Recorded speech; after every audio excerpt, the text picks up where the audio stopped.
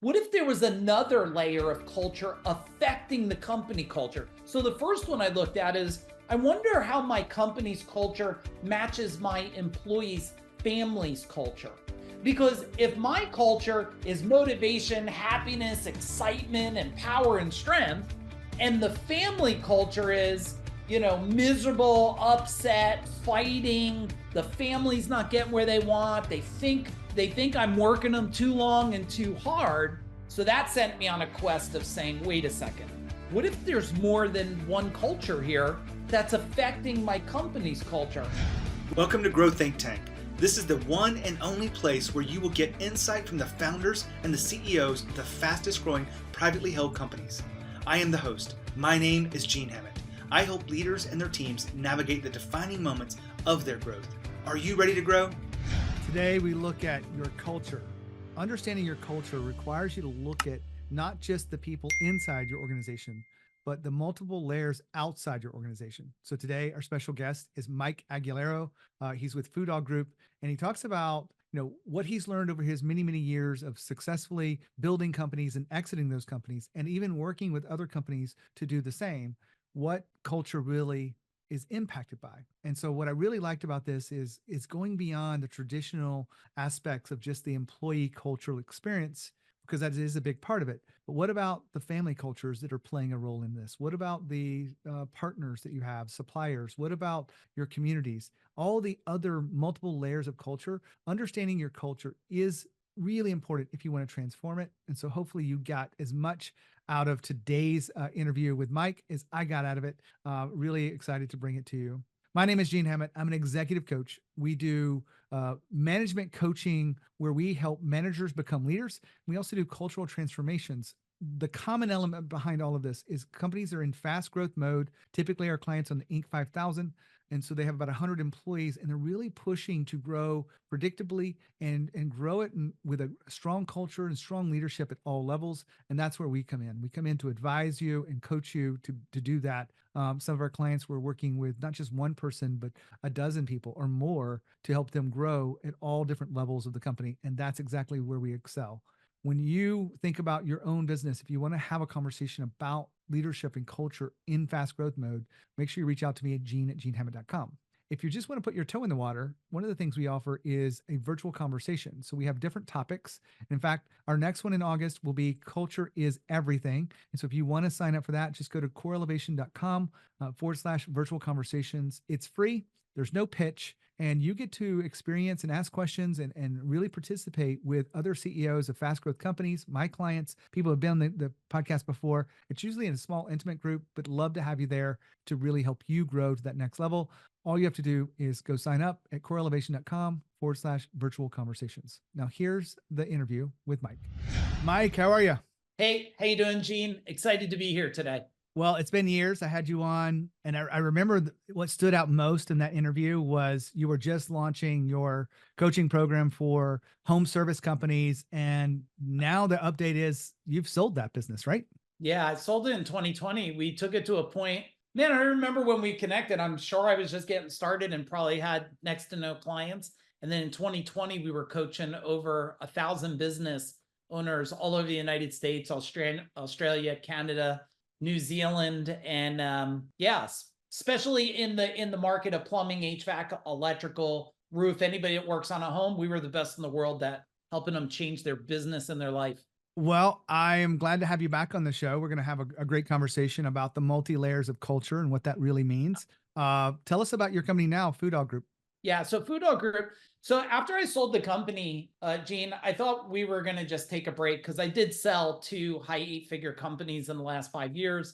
But as soon as we sold, I was like, you know what? The world, I helped so many businesses, but nobody was really focusing on the personal growth side. There's a lot of people that are like, been out there a long time doing the same thing. They're great people, but they're just, they're not getting the results anymore. Maybe people have heard the information over and over, the Jack Canfields and the Tony Robbins. So I always say, after you did all that and you still know there's another layer, come the FuDogGroup. Now, FuDogs are these, well, you probably see them back over here. They're these mystical lion dogs that sit outside like these castles. There's a male and a female. And what I wanted to do, Gene, was, building a coaching company that was predominantly men. I kept having plumbers come, and I was making people very wealthy and divorced, very wealthy and unhealthy. And me and my wife were sitting there going, that's never was the intention. The intention was to make people wealthy and stay married. I mean, I'm with my beautiful wife, Jennifer, since we're 15 years old, and I'm level 54 right now. And so we are a company that helps people with life, business, and wealth by design through trainings, events, products, and partnership. Perfect. Well, Mike, we're going to zero in on this multi-layers of culture because I think it's a fascinating aspect. I think a lot of the people listening into the show are looking at their culture as it's pretty good, but I know it could be better. And hopefully everyone looks at your culture and goes, there's always another level of improvement. Yeah. And so when you think about the multi-layers of culture, how would you set that up for us? Yeah, well, when I was growing my service company and we took it from under 1 million to 32 million in less than 10 years, we were scaling for 40 million before I sold it to a PE firm. I had 165 trucks on the road. So if anybody's in New Jersey at all, you would see my yellow and black trucks that were called gold medal. And I had 200 employees, double-digit profit. But in the beginning, Gene, I did what everybody did. I read the book of Zappos and I tried to create 10 core values, and it took me 8 months and I could only remember 3 of them. And then eventually we narrowed it down. We got our core values and we got a little bit of improvement as long as we kept reinforcing it. And a little tip for everybody. I learned something about core values, and this is all going to connect, Gene, to this culture thing. The thing about core values is I was building them for a company, not building them for what I would call culture or life existence. So as I started to look at our culture, I would do little things like put in a popcorn machine, and which is actually a pretty fascinating thing because I bought the popcorn thinking it'd be great, and I like popcorn, it'd be a good snack. Little did I know, Gene, that when the popcorn machine would start up and the smell would go through the building, do you realize, I bet everybody listening right now, nod your head. Have you ever been eating popcorn and be mad? Were you like, oh, I hate the world and ate popcorn? Never. You've been programmed as a kid. So I started to look at the culture as an experiment. And I read so many culture books, and I want to give everybody a phrase. What if that's not exactly true? What if it's not, we looked at culture as just this infrastructure of the company? What if there was another layer of culture affecting the company culture? So the first one I looked at is, I wonder how my company's culture matches my employees' families' culture. Because if my culture is motivation, happiness, excitement, and power and strength, and the family culture is, miserable, upset, fighting, the family's not getting where they want, they think I'm working them too long and too hard. So that sent me on a quest of saying, wait a second, what if there's more than one culture here that's affecting my company's culture? So I grabbed the big whiteboard and a marker, and I put in the center the company, and I said, okay, that's a culture. And I said, well, what's the other culture that touches this culture? And I hope all of you grab a pen and paper right now and start drawing this out. All of a sudden I said, well, wait, there's my employees, families. That's a culture. And then I said, well, hang on a second. What about my clients? Oh man, so I drew another circle, and my brain's exploding while I'm doing this, Gene. I'm going, wait, there's the client culture and there's the employee culture. Wait, what about all the people we buy the product from? They're a culture. And one of my managers challenged me. They said, well, what is the culture of the people we buy product matter? I said, well, they communicate with our culture. So if they're nasty, they're going to bleed nastiness into our culture. And if they're not aligned, the two cultures, look, things that are not aligned are probably propelling apart. And then I looked at, wait, now there's a community culture. What about if all our cultures are great, but outside our front door, maybe everybody's miserable and everybody thinks we can't improve? And then there's their religion culture, or their belief system culture. Before you know it, I had this big infrastructure of cultures, and we went through an exercise. I hope everybody will do it. And we said, okay, if we took our core values, like one, highest level of integrity was one of our core values, or safety first. And we looked at it to the family and then the vendor partners and then the clients. How congruent. And all of a sudden, Gene, we started to see this fragmentation, this part that was not congruent and was propelling. I'll let you open up for more questions, but the minute we identified how all these cultures interconnect and how we can make them more powerful, well, that's how you scale a company really, really fast to 32 million and signing your name one day and walking away with a world-class sale at one of the highest multiples ever. I think about it when you mention the suppliers, like if they have a reactive firefighter kind of approach to world versus proactive, and your team is trying to be proactive with them, it's always going to be a mismatch. And that starts to make sure, that starts to bring into your company culture. It starts to make them wonder, well, I don't know, what if they're right? What if I want to adapt that?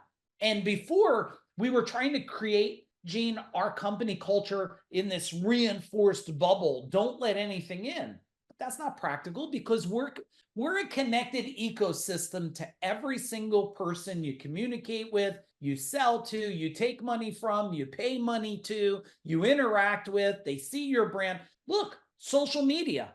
All of you listening to this right now, nod your head like Gene and I are in a room with you, and you're on social media. Do you think there's a culture around your social media? Of course. Now everybody's questioning, is it aligned with where they're going, or is it pushing against where they're going? Now, Mike's been talking about culture, and I just want to remind you guys, culture is everything. You cannot have a successful business if your culture is not performing at the highest levels. Now, you may be able to get through periods, you may be able to grit it out and push these things forward. But I'm talking about long-term success where you're able to retain the talent that you have, you're able to attract new talent and develop the people around you. All that happens inside the right culture. And so you want to make sure that you get your culture right, because every problem that you have and every innovation that you're facing, everything is going to be addressed by the people inside your company. And depending on their relationship with culture and their experience at work, it's going to matter how fast you go through this, how elegant or graceful the solution is. It really is a huge issue. If you're willing to do this, you want to make sure that culture is everything and you want to transform that. If we can help you in any way, make sure you reach out. Back to Mike. When you realize that you have these different cultures that are putting some kind of good effect or bad effect on the company culture, how do you rationalize with the alignment issue to move forward and make it such a competitive advantage? Yeah. I've been studying peak performance, mindset, personal growth, everything about the breaking through the boundaries of the mind. Why? Because I've been on my own since I'm 15 years old. I understand struggle and pain and fear and concerns, which led me, Gene, on this quest to solve me. How do I solve everything about me? And what I started to do was I started to invite them to experience the culture, but not experience a culture. I want all of you to write this down. I wanted them to experience what it feels like to be in an environment that creates transformation. This is one of my secret sauces. See, I years ago used to build meetings to present to my team, like, we got to fix our numbers, or we got to fix our lead generation, or operations, or processes and systems. What I found out was that was information, not transformation. So I started to build every meeting, everything we did in the culture. At the end of a conversation, at the end of anything, I just wanted a breakthrough, a transformation. So I slowly started to invite to my all company meetings. I would invite the vendor partner. Hey, come on in, come and get breakfast and experience this. And they started to feel the shift that I was creating. And guess what? Not only were they first curious, then they wanted to feel it too. So they entered. So we started inviting into our culture the connectiveness. And before you know it, guess what they were saying? When's your next meeting? So now my company meetings, at one time when I had 50 people, it was a room of 100, because now I had clients wanting to come and I had vendor partners wanting to come. And there's nothing better in the world. Imagine this, all of you listening, your employees say, can my kids, can my wife, can my family come to our next all company meeting, because they're that powerful and that transformational. Now, so for all of you, when you hear some things I built, It's not, I didn't have some crystal ball or fairy dust. What I had was understanding the mind of transformation. Well, you're a much more evolved thinker than I think a lot of people are, and that's one reason why I have you on the show, Mike. This transformational experience has even got me wondering, like, how do we create those kind of experiences in our own businesses? But so I'm going to put the question back on you. Like, I get what you're saying, but how do you activate these transformational experiences for a company that's, tried and true, and their accounting or their technology companies or service-based companies? I know it's possible, but I'm just wondering, where do you take them first on that journey? Yeah, I've worked with some really large companies and small companies, and it is the same thing. Every company has a fantasy. It's a fantasy that's either engineered, reverse engineered, or just a projection of a guess. I have a fantasy. I want to build this company from 5 million to 500 million. So that's step one, is everybody has this fantasy. Number two, every company, every owner, every board of advisors has a belief system. And what I learned about between fantasy and belief system, if we were to break down, and Gene, you know this, the old school gap analysis, where people are, where they want to go, and there's action steps to get there. Mhm. But see, there's something that I never heard anybody speak about, and I only figured it out after 3 decades of trying to solve my own problems in my own companies. And now we have a portfolio of companies. It's something else we do, where we work with companies to scale to an exit in 3 to 5 years. You see, if you do where we're at, where we want to go in the arch, there's a line going back the other way. It's called the resistance line. The resistance line is the total sum of all belief systems. So once you identify the belief systems, now all we have to do is create the breakthrough, because we're so good at the human race of only seeing one side and not both sides. We've been trained that way. Get a cookie good, don't get a cookie bad. We've been trained in right and wrong, good, bad. What about this? When I hear somebody, because I was taught as a kid, Gene, my grandmother used to, all of you had a grandmother with like an old wrinkly crooked finger, right? You gotta be more positive. Later, now when people tell me I'm a very positive person, I'm always positive, I said, well, I should help you I should make your ass negative, because you're so out of balance. Life is going to deliver you something you don't want. We're in a state of this, call it universe, call it whatever you want, where the more we could see the balance of both sides, where I could see the up to the down and the down to the up, you will find a result in there. Now, I know I'm throwing a lot. I'm going to let you go deeper in it, but you will find a scalability that is so quick beyond what you could even comprehend. I don't care if you're one of the biggest companies in the world. Let's face it. If you look at the biggest companies in the world today, I mean, can we put Amazon up there? Hopefully nobody from Amazon is going to get offended or something. But if we put another technology in front of there, let's just take a guess. This is, Gene, my own crazy rational thinking. Let's put ChatGPT or something, OpenAI. Let's put that.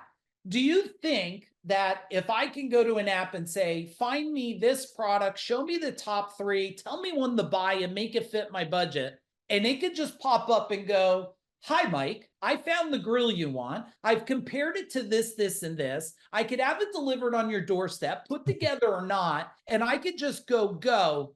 Do you think I'll have to go to Amazon again? Why would I? Just tell me what to buy, where to buy, and tell me what to do. So even the biggest in the world, when they only see all these upsides and they can't see the opposite, they could be facing their own destruction. Now, I want to break in here because we've been talking about culture. Well, my hope is that you'll take this book seriously. This is a book that me and my wife have written recently, and it's coming out this month, How to Have Tough Conversations. If you have ever avoided a tough conversation, or if you've dove in and you didn't really have your ducks in a row, you didn't have the right plan in place, you didn't have the right conversation, then you definitely want to take this book and learn from it. Learning the skill of tough conversations in any leader is really leading by example. My hope is that you will lead by example and have the patience to read a book, to get better at this skill, and to really improve your ability to have the tough conversations with your team. Give them feedback, help them grow, address conflict, do it early and often, And if you have this book, it will support you. So just go to anywhere you buy books, print, ebook, audiobook. Amazon is the best place to buy it. So that's the easiest place, I think, for you to click and put it in your cart and have it the next day. Other than that, just really hope that you will do what the book outlines to mastery the skill of tough conversations. Back to Mike. Love your thinking. Mike, I want to wrap this up with leadership principles. I know we've been talking about, culture and the layers of culture. What are the leadership principles that have driven you successfully to multiple exits and to where you are today? Yeah. Well, I was taught by every other book that I read, the thousands of them, and I don't brag about the thousands of books I read because I read a lot of it that I didn't mean to read. I read a lot of it at the wrong time. I'll give you a little secret before I share the leadership part. I used to read books every time someone said, Gene, they would go, oh, here's a great book, Blue Ocean and, 5 Distinctions of a Leader. And then what I found out is people were reading to not solve a problem. So any of you just reading to read, if it's for social, cool. It's just fun, like scrolling Facebook or Netflix series, but otherwise only read to solve. And when you solve it, you're not in kindergarten anymore. You're not a champion because you finished Tom Sawyer.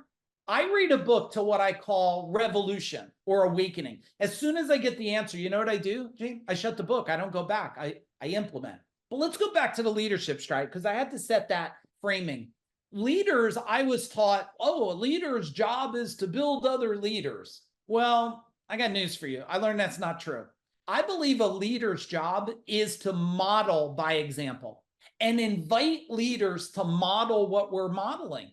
Because if you try to build a leader without giving them an example of model, I imagine a lot of people are shaking their head right now going, how many of you have brought in a leader? Resume was great. They passed every one of your DISC and DNA profiles. You brought them in, you thought you had the cat's meow, and all of a sudden, 30 days later, you said to yourself, what did we just do? Right? Well, because they might have leadership, but they didn't have modeling. So that's what I do every day. And just so everybody knows, even though I sold 2 high 8-figure companies the last 5 years, we have FuDogGroup and we have multiple companies and multiple partner companies within it. So when I'm sharing what we do is not what I did, it's what I do today. I model, even today on our morning meeting that we had, I was modeling for my own son who's 25 and I have an incredible strong daughter, it's 22. I was modeling for my son, look, let me share with you why I did it, how I did it, when I did it, and the outcome I wanted, and how I wanted them to think, and what transformation I was hoping would happen. And then I said, tell that back to me. What did you see? What did you observe? What deeper questions did you have about it? And boom, that's how leadership enhances and grows really, really fast in people. Love all of this, Mike. Thank you for being here, being a part of the show. Really appreciate it. Super excited. Boom. Wow. I love his energy. I love his fresh thinking to culture. So understanding your culture and looking at these multiple layers is really important. I think if you want to do this and transform it, you can't just look at, a part of it. You need to look at the entire system, if you will. And so that is what today was meant to do, is to open your eyes up to the system that your culture is. And really, how do you transform that? Well, you have to be a strong leader and lead by example, as Mike said. All that being said today, I really appreciate you leaning in and growing and listening to the podcast. If we can help you in any way, make sure you stay in touch and reach out to us. Ask us anything and everything. When you think of growth and you think of leadership, think of Growth Think Tank. As always, lead with courage. We'll see you next time.